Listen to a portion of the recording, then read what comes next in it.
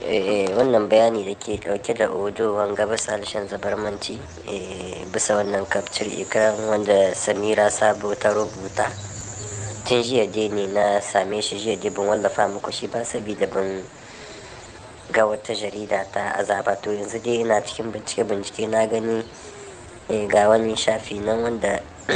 shi ma ya kware wajen wallafan abubuwa bisa kan lokaci na cewa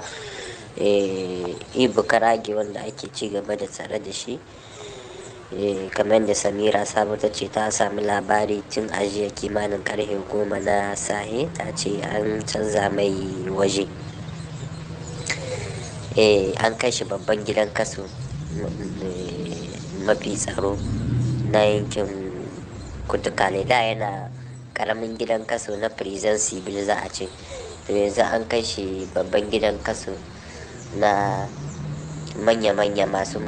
manya-manyan laifuka shi na kutukale kenan haka dai bayanin yake bisa wannan kafcir ikiran kamar yadda Samira Sabo ta rubuta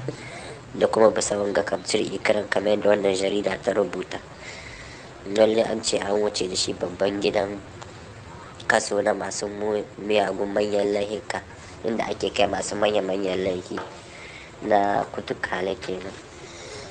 to Allah ya kyauta Allah ka sauki assalamu alaikum